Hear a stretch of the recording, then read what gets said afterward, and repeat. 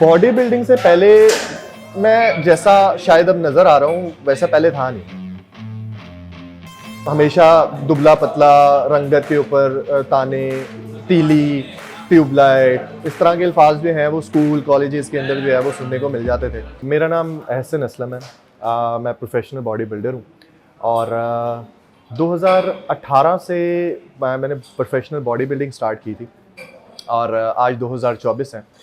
इन गुज़िश्ता काफ़ी सालों के अंदर जो है वो कई सारे टाइटल्स मैंने विन किए हैं, जिसमें नुमाया टाइटल्स जो हैं वो एशियन चैम्पियनशिप के अंदर 3 गोल्ड मेडल हैं और लीजन स्पोर्ट्स फेस्टिवल के अंदर जो कि अभी रिसेंटली यूएसए में हुआ है वहाँ पर गोल्ड मेडल है। इसके अलावा मैं बेशतर बहुत सारे मुल्कों के अंदर जो है वो कॉम्पिटिशन्स खेल चुका हूँ, जिसमें Dennis James Classic Germany, Poland muscle show, Thailand show जो है वो शामिल है। तो जर्नी यहीं तक अभी ख़त्म नहीं हुई है, तो मज़ीद इंशाल्लाह उम्मीद है कि आगे भी इसी तरह चलता जाएगा और आगे भी मेडल्स जो है वो आते जाएंगे। बॉडी बिल्डिंग से पहले मैं जैसा शायद अब नज़र आ रहा हूँ वैसा पहले था नहीं। हमेशा दुबला पतला, रंगत के ऊपर ताने, तीली, ट्यूबलाइट, इस तरह के अल्फाज जो हैं वो स्कूल कॉलेजेस के अंदर जो है वो सुनने को मिल जाते थे। It was not a good feeling for any one कि जो भी इंसान जो है वो अपनी ज़िंदगी के अंदर कोई भी मोटिवेशन लेना चाहता है और उसके साथ जो है वो हमेशा बुली की जाए, ठीक है, तो वो कहीं ना कहीं जो है वो उसके दिल के ऊपर जो है वो कोई ना कोई असरात छोड़ जाते हैं।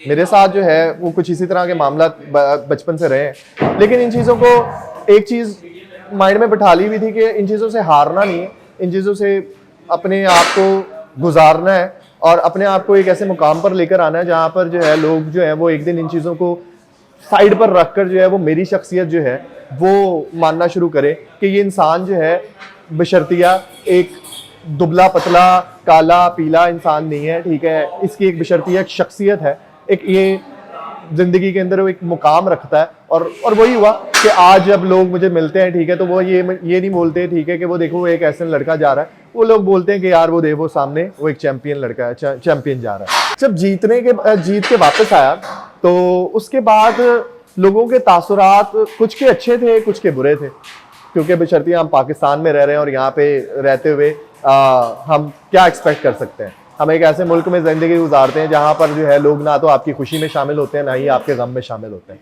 तो अच्छे बुरे अल्फाज उस टाइम भी थे अब भी थे, लेकिन इस टाइम एक डिफरेंस ज़रूर था।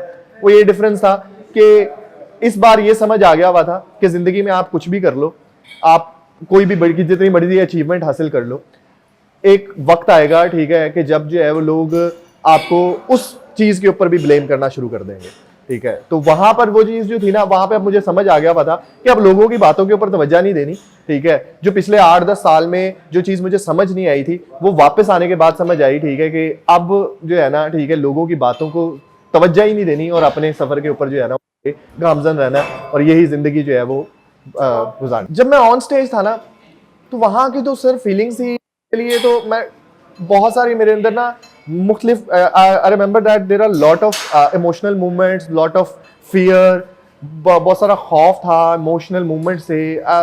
समटाइम्स तो कभी एक टाइम पे तो ये भी लग रहा था, क्योंकि यहाँ से जाने वाला जो है एक यूएसए की स्टेज पे जाने वाला बंदा जो है जहाँ पर बॉडी बिल्डिंग को इतनी कभी पजीराई मिले ही नहीं, तो वो जब स्टेज पे जाता है, ठीक है, तो उसके दिल में इतने खौफ होते हैं और ऐसे एथलीट्स के साथ कंपीट करना, ठीक है, जो वो प्रोफेशनली 10-10 साल से ट्रेनिंग कर रहे हैं।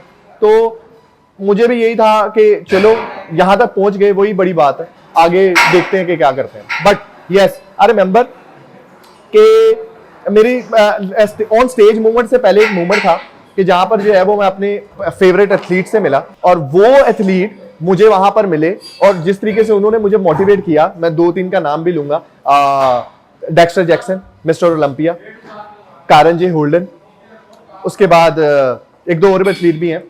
तो इन लोगों से जब मैं वहां पर मिला ऑन स्टेज से पहले, तो वहां पर जिस तरीके से उन्होंने मुझे मोटिवेट किया और जिस तरीके से मुझे कहा गया you have impressive physique, do it, आप कर सकते हो, ठीक है, और आप जो है वो उस जगह पर पहुंच जाओगे, ठीक है, जिसका आप ख्वाब देखते हो। अगर पाकिस्तान में मैं यही बात करता था लोगों को तो शायद वो हंसते थे। IFBB की लीग के अंदर यूएसए के अंदर जो है वो खेल के आ गया हुआ है, ठीक है। तो yes, there is some proud moment for me, there is some emotional moment for me, I will never forget this. Sir, Pakistan और इंटरनेशनल बॉडी बिल्डिंग की अगर बात की जाए तो there are a lot of difference between both. Pakistani bodybuilding अभी तक उतना इवॉल्व कर ही नहीं पाई है जितना इंटरनेशनल बॉडी बिल्डिंग इवॉल्व कर गई हुई है। $1 बिलियन इंडस्ट्री है, $1 बिलियन, और अभी तक यहाँ पर एथलीट्स को जो है वो स्पॉन्सर हैं। मैं अपने कॉम्पिटिशन्स खेलता हूँ तो वहां पर जितने भी एथलीट होते हैं वो नॉर्मली स्पॉन्सर्ड होते हैं, ठीक है। They have lot of funds, lot of money, ठीक है। उनको इतने टेंशन ही नहीं होती, और यहाँ पर हमें अपने एक्सपेंस जो है वो खुद करने पड़ रहे होते हैं। प्लस अगर यहाँ पे अगर अपने एक्सपेंस से भी कोई चला जाता है, ठीक है, तो उसके बाद भी यहाँ पर जो है ना बॉडी बिल्डिंग की फेडरेशन कुछ इस तरीके से हैं, ठीक है, कि वो आपको आगे आने नहीं देती है, ठीक है।